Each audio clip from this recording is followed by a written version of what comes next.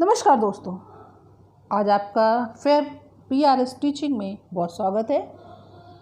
दोस्तों, आज मैं आपके लिए जो वीडियो लेकर आई हूँ, इस वीडियो में कक्षा 7 के विद्यार्थियों के लिए पाठ प्रदूषण से समस्या का अभ्यास कार्य से संबंधित जानकारी कराई जाएगी। विद्यार्थियों, आप इस समय अपनी परीक्षा की तैयारी कर रहे होंगे। उम्मीद है कि आपको जो मैंने पिछले वीडियो में आपको पाठ पढ़ाए थे और पाठों से संबंधित जानकारी कराई है, आपके लिए वो लाभदायी होंगे। अब आज प्रदूषण से समस्या पाठ का अभ्यास कार्य करने में मैं आपकी कुछ ऐसी छोटी छोटी बातें बताऊंगी जिनकी सहायता से आप पाठ से संबंधित समस्त अभ्यास कार्य को आसानी से याद रख सकें। तो विद्यार्थियों, चलते हैं अब हम इस पाठ का अभ्यास कार्य की शुरुआत करते हैं। तो विद्यार्थियों, सबसे पहले प्रश्न शुरू करते हैं, जिन प्रश्नों के उत्तर आपको एक शब्द में देने हैं। सबसे पहला प्रश्न है, का नदी प्रदूषणेन दूषिता। यहाँ पर का शब्द का अर्थ है, विद्यार्थियों, का शब्द का अर्थ होता है क्या, कौन। इस वाक्य का अर्थ है कौन सी नदी प्रदूषणेन। प्रदूषणेन शब्द का अर्थ है प्रदूषण से, दूषिता दूषित है। तो विद्यार्थियों, आपने पाठ में पढ़ा होगा और आप जानते भी होंगे। तो बहुत ही आसान प्रश्न है कि कौन सी नदी प्रदूषण से दूषित हुई है या गंदी हुई है। तो चर्चा में उस नदी का नाम रहा है और उस नदी की सफाई का कार्यक्रम प्रधानमंत्री मोदी के द्वारा भी निर्धारित किया गया है। तो विद्यार्थियों, इस प्रश्न का उत्तर है गंगा। गंगा शब्द में कोई भी विसर्ग या अन्य विभक्ति का प्रयोग नहीं किया जाएगा। केवल यहाँ पर एक प्रथमा विभक्ति एक वचन का रूप प्रयोग किया जाएगा। जैसे आप हिंदी में गंगा लिखते हैं, वैसे ही गंगा यहाँ पर लिख देंगे। अगला प्रश्न है, जल प्रदूषणेन के उद्भवन्ति। जल प्रदूषणेन, जल प्रदूषण से, के शब्द का अर्थ है क्या, बहुवचन, ये बहुवचन का रूप है। उद्भवन्ति, उद्भवन्ति शब्द का अर्थ होता है पैदा होते हैं या उत्पन्न होते हैं। तो विद्यार्थियों, आप जानते होंगे कि जब जल प्रदूषित होता है, जल गंदा होता है, तब उसका प्रयोग करने से क्या उत्पन्न होते हैं, बीमारियां, रोग।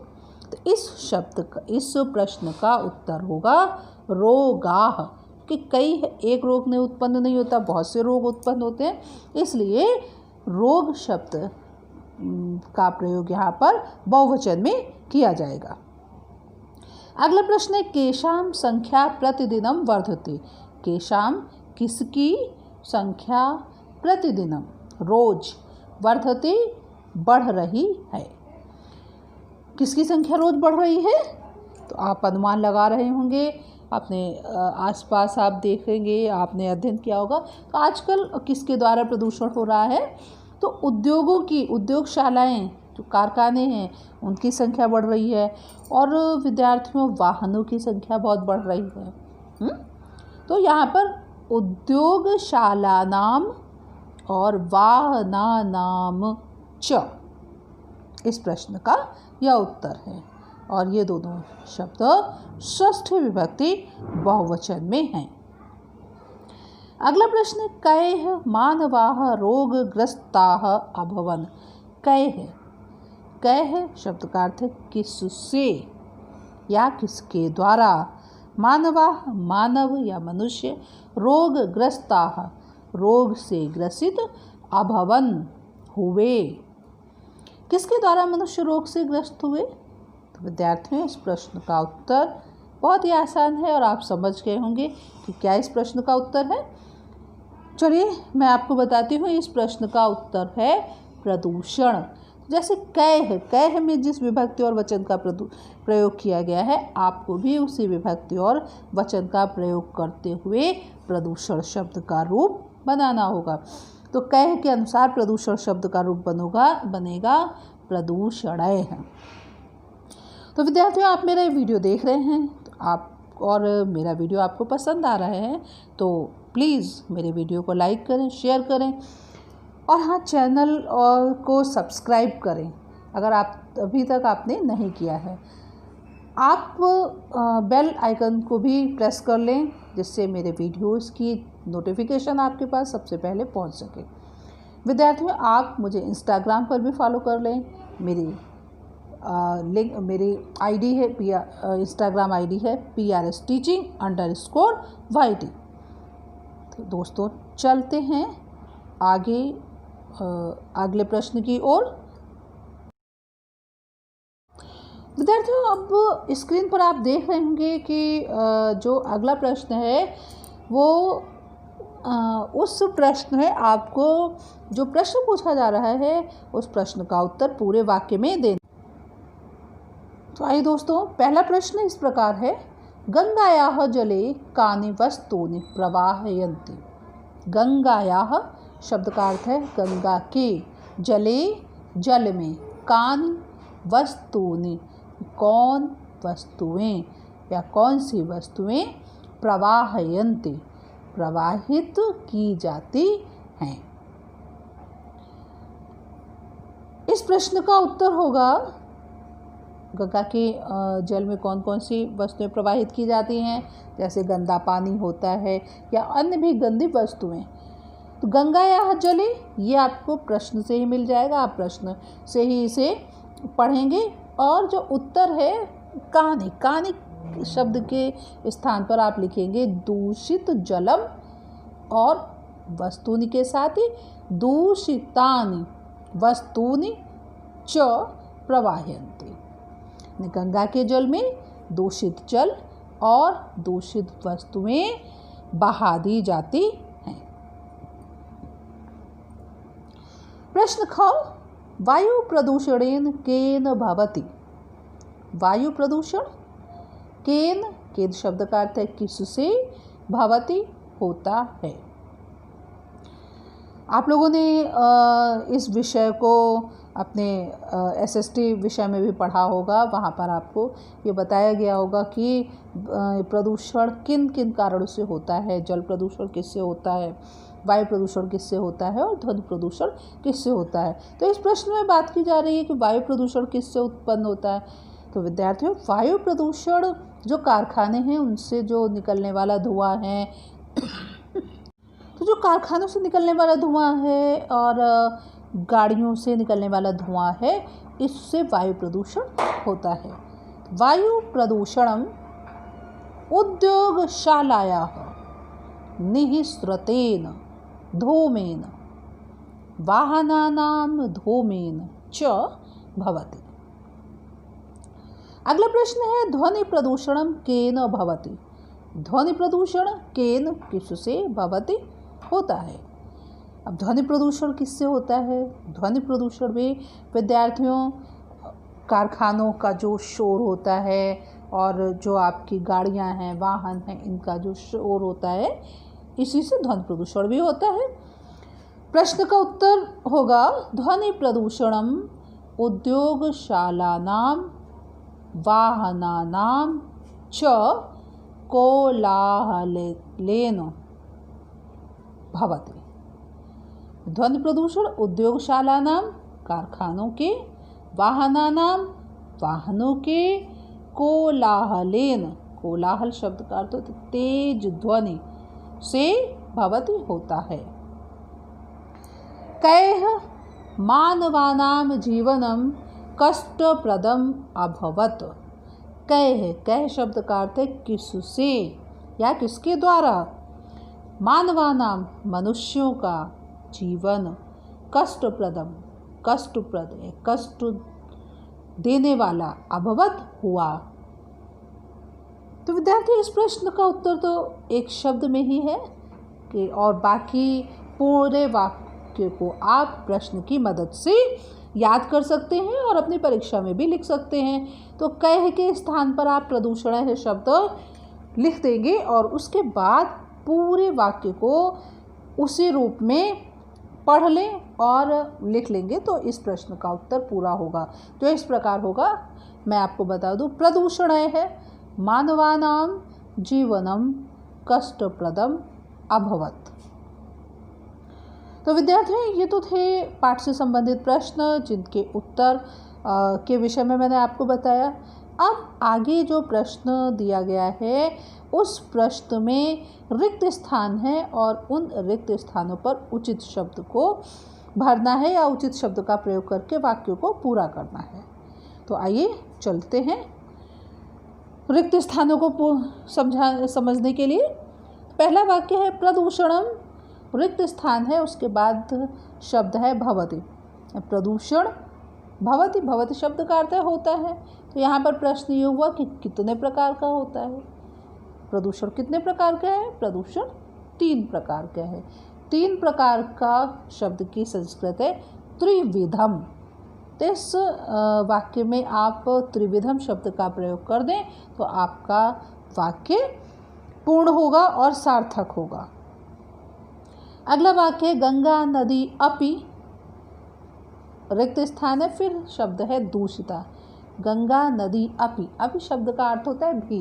गंगा नदी भी दूषिता, दूषित हो गई है। किससे दूषित हो गई है? प्रदूषण से।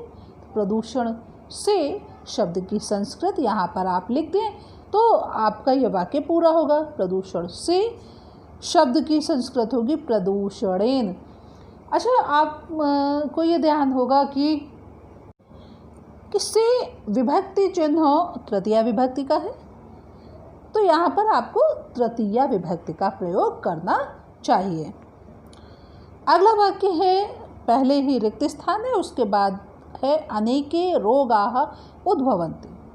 अनेक रोग उद्भवन्ति, उत्पन्न होते हैं। अब प्रश्न ये हुआ कि किससे अनेकों रोग उत्पन्न होते हैं। यहाँ इस प्रश्न का उत्तर होगा जल प्रदूषणेन। जल प्रदूषणेन इस शब्द का आप यहाँ प्रयोग कर देंगे तब ये रिक्त स्थान आपका पूरा हो जाएगा। अगला वाक्य उद्योगशालायाः, रिक्त स्थान है ध्वनि प्रदूषणम भवति। उद्योगशालायाः शब्द का अर्थ है कारखानों के। कोलाहलेन, कोलाहलेन शब्द का यहाँ पर प्रयोग किया जाएगा और उसकी सहायता से यह वाक्य पूर्ण हो जाएगा। कोलाहलेन, कोलाहल शब्द का अर्थ होता है तेज ध्वनि से। ध्वनि प्रदूषणम, ध्वनि प्रदूषण भवति होता है। अब देखिए अगला प्रश्न है जहाँ पर आपके कुछ क्रिया रूप दिए गए हैं और ये विभिन्न लकारों से संबंधित हैं, विभिन्न क्रियाओं से संबंधित है। यहाँ पर आपको उन्हें पूर्ण करना है। पहला है भू धातु। भू धातु से जो रूप बना है वो अभवत और उसके बाद बहुवचन में लिखा हुआ है। तो विद्यार्थियों, इस प्रश्न को हल करने के लिए सबसे पहले आपको ध्यान करना होगा कि जो क्रिया रूप दिया गया है वो किस लकार से संबंधित है। अब अभवत, अ जिस शब्द के पहले लगा हो आप ये समझ जाइए कि वो लंग लकार का रूप है। तो अभवत लंग लकार का रूप है और द्विवचन में बनेगा अभवताम। तो यहाँ पर आप अभवताम लिखेंगे। उसके बाद अगला शब्द है आसीत। आसीत शब्द भी लंग लकार का रूप है और द्विवचन में आसीत अस धातु से आस्ताम क्रिया रूप बनता है और बहुवचन में आसन जो कि लिखा हुआ है। अगली क्रिया है धाव। धाव से अधावत, यह भी लंग लकार का रूप है। द्विवचन में अधावताम और बहुवचन में धाव धातु से अधावन रूप बनेगा। अगली क्रिया है दृश्य। दृश्य क्रिया का अर्थ होता है देखना। देखना अर्थ में दृश्य धातु से लंग लकार में रूप बनता है अपश्यत।